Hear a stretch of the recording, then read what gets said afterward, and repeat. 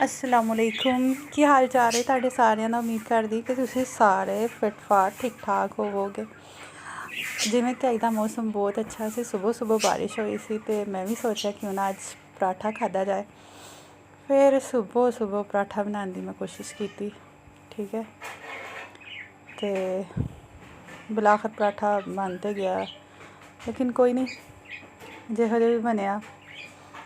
कहने ना कि इंसान ट्राई करे तो आहिस्ता आहिस्ता एक दिन फिर वो चीज़ ज़बरदस्त भी बनी जाती।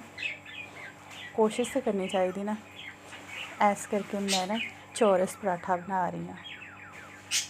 तो पराठा खाना किन्नू पसंद है। वैसे मैं पराठे कम ही खानी क्योंकि वेट बहुत ज़्यादा वधा देंदे ने, लेकिन कदी कदी कहते ना खा लेना चाहिए। वैसे भी अज संडे सी ते संडे वाले दिन कुछ स्पैशल होना चाहिए। यकीन मन्नो संडे वाले दिन छुट्टी होंदी ते टाइम इंज चुटकी बजा के गुजरदा है ना। अगे पिछले दिन इन्ने लंबे हो जाते हैं ते संडे वाले दिन, पर यह गल है ना कि उठद्या ही 12 बज जाते हैं। अद्धा दिन तो वैसे ही गुजर जाता है। तो फिर मैं अपने वास्ते एक ज़बरदस्त सा पराठा बनाया, ठीक है, दोनों साइडों ते घी लगा के। प्लीज़ दोस्तों मेरी रिक्वेस्ट है कि जड़ा कोई इंसान नया नया टिकटॉक ते या मैं कहनी यूट्यूब ते आए, उन्हें सपोर्ट करया करो। तो इंशाअल्लाह मैनू भी जो भी सपोर्ट करेगा मैं भी उन्हें सपोर्ट कराँगी।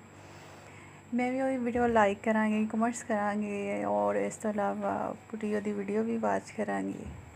लेकिन है कि तुसी भी एक दूसरे नू ना सपोर्ट करया करो। जिवें कि यूट्यूब तो सब तो ज़्यादा तादाद इंडिया वालियां दी, वो एक दूसरे नू इन्ना लाइक करते हैं, फॉलो करते हैं, एक दूसरे नू सपोर्ट करते हैं, प्रमोट करते हैं। पर पाकिस्तान जैसा बहुत ही कम होंदा है।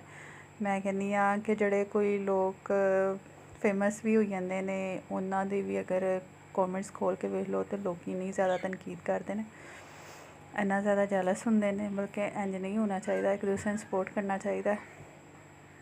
तो इंशाअल्लाह मैं भी सपोर्ट कराँगी ने आने वालियां नू, जड़े कि मैनू सपोर्ट करेंगे मैं भी उन्हें सपोर्ट कराँगी। लिहाजा कि तुसीं ये दसो कि मेरा पराठा किवें दा लग्गेआ तुहानू। कोई गल नहीं, अज तुसीं लोग इग्नोर करदे हो, वीडियो वाच नहीं करते, पूरी वीडियो उप्पर कर दिंदे हो ते चले जा